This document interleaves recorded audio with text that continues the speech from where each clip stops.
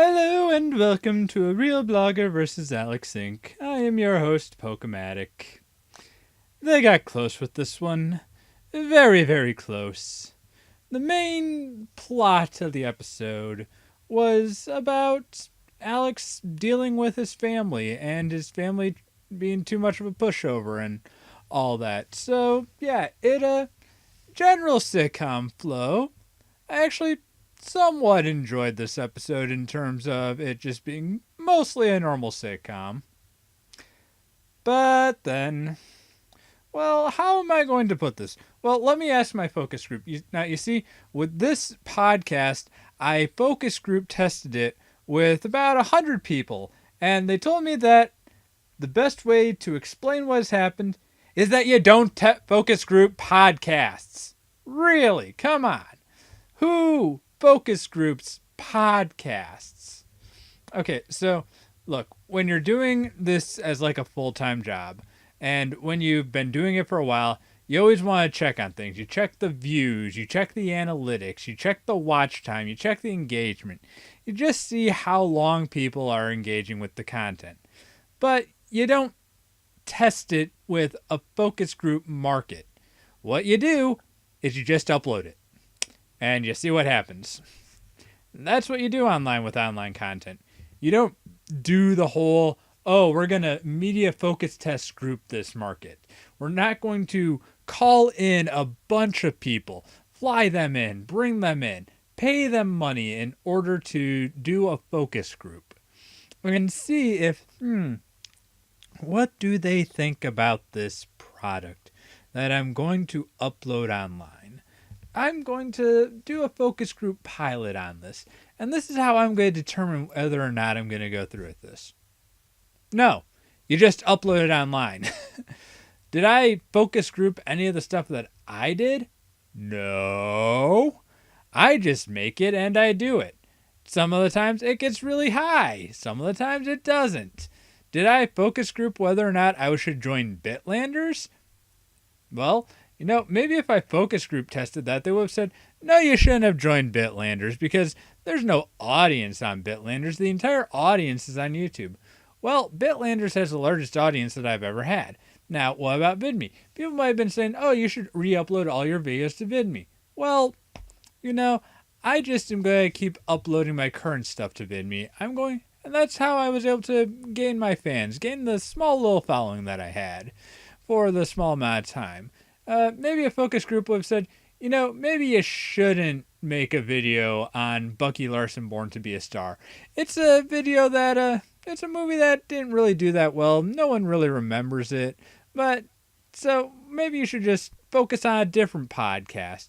Well, guess what? That Bucky Larson video, it got featured on VidMe. I have what's the word for it? The Internet Wayback link to show that it got featured.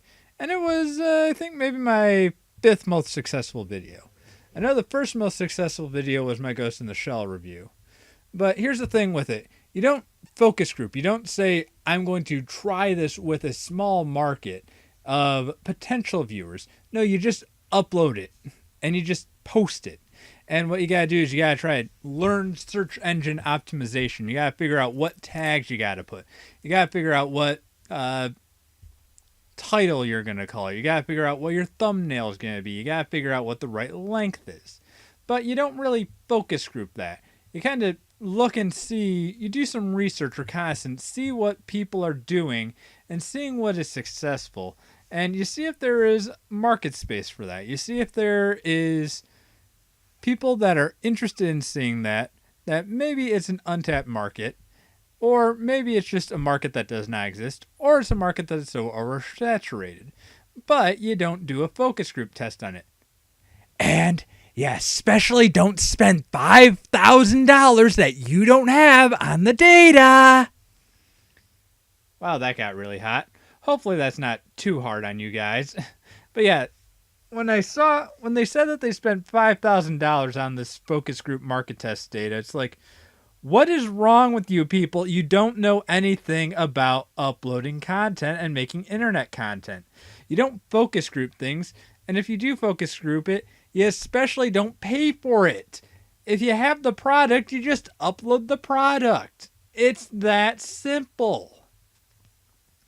And then just what really, really, really gets me is that this has been, even if we are going to go with the concept of it being run like a TV show, that if you are going to make a product and you're going to focus group it just like a TV show or any other product, you don't do that after you start this. You do it in the beginning. You do it before you upload a trailer. You do it before you take it to market and go full on into making it. If you were going to focus group something, this should have been episode 4. This shouldn't be episode 9. After you did the episode about the trolling and the people getting on Alex for screwing up and making a bad product, and that they just incurring the wrath of the internet and just...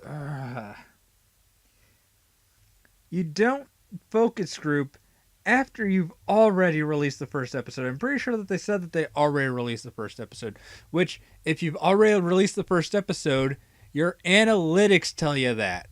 I don't know where you're uploading this or how you're uploading this, but most video sites that you go to, most sites that you go to at all, they give you analytics. They give you the data. They tell you what the watch time is. They tell you what the user engagement is. They tell you how many views you get. They tell you what kind of comments you get. I mean, maybe Alex is doing this on his own server, which I kind of have trouble believing considering that this takes place in 2018, where no one ever hosts anything on their own servers and expects it to get viewed. You need to go to an aggregator common upload site like YouTube, SoundCloud, Dailymotion, VidMe, BitChute, Bitlanders, and so many other different places. That's how you get discovered. You don't host anything on your own server anymore. Oh, those were the days. I miss those days. But, that's what the world that we live in.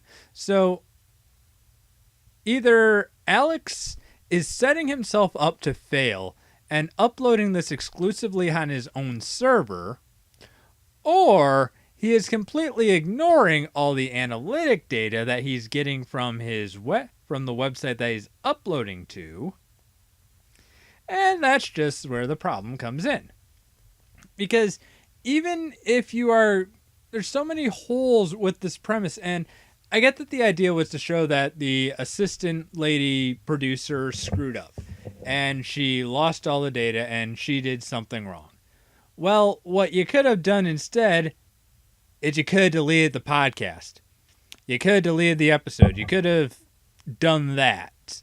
And that would have been a realistic problem, something that I've seen people and heard people do. I mean, Rebel Taxi, he did that exact same thing where he forgot to hit record on one of the podcasts and he had to upload one of the backup podcasts instead. So, that's what they could have done, and that would have been a real problem that people actually go through. And it would have made just about as much sense as I deleted all the focus group data. But no, they wanted to go with a premise that is so far-fetched that it just does not make sense within the context of what they're doing. So close. So close. But yet, still so far away. This has been Pokematic signing off, and bye-bye. Hey there, everyone. Welcome to the end card. So, yeah. I wanted to like this episode, and I wanted to like this series. And I think we're coming close to the season finale, and oh man, I am going to be happy when this season is done. And hopefully, as this goes on, they'll eventually kind of figure out, maybe someone at this writer's room or whatever will stumble across a real blogger versus Alex Inc. and show them and say, look, we're screwing this up. We're not doing this right. This guy is telling us all the things that we're doing wrong. And it's not that far-fetched. I've done some Google searches for Alex Inc. episodes, and I I think it's like episode 4 and episode 7. I appear on the front page of Google. I'm like result number 8 or result number 4. You go to Google videos and I'm like result number 2. So yeah, it's not like I'm not going to be found if you're searching properly. If someone at the writer's room of Alex Inc. is doing their job, or someone in marketing at Alex Inc. is doing their job, and they're like trying to see what people are saying about the show, and they're like looking at each individual episode, they're going to come across my podcast. Plain and simple. So hopefully they will. And hopefully they see and realize what I'm saying and like take it to heart and say, "Oh, this might be a problem, and season 2 we should maybe do a little more research into what we're talking about." And with this whole focus group thing, again, it's just like it's too late now. You don't even if I've taken a marketing class. I know about focus groups. I know the point of focus groups. And you don't focus group after you've launched something. I mean, you might focus group a while after you've launched something, try to figure out what we can do to improve it for the next model, but you don't do it right after you launched and you just say, "Oh, well, here's all the problems with their product. Oh, well, I guess we'll just have to live with them." Anyway, end card thing. So if you enjoyed this video, consider giving it a like, upvote, buzz, or whatever you need to do to show your love. And be sure to check out the related video, which is all the past episodes of A Real Blogger versus Alex Inc. Which, check it out on my website. That's one of the things that you can check me out on. And if you notice on my website, all the video players are that of other platforms. Because that's what real bloggers do.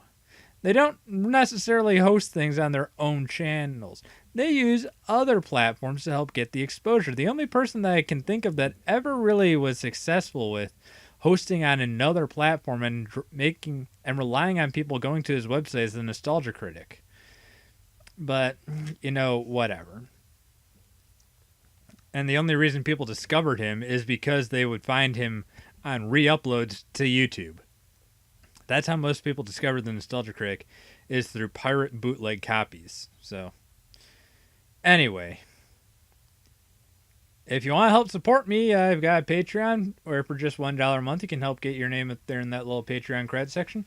But if Patreon's not your thing, I've also got a Bitcoin Faucet Rotator where you can get free Bitcoin, Litecoin, Dogecoin, and Ethereum while at the same time helping support the show. Oh wait, no longer Ethereum. You can get Dashcoin. Yeah, okay. Yeah, and hey, if you're watching this, thank you for watching it. I'm really glad that I can focus group this. And oh wait, no, I don't focus group things. I just upload them like a real blogger. Okay, well, I'll catch you guys later. Bye.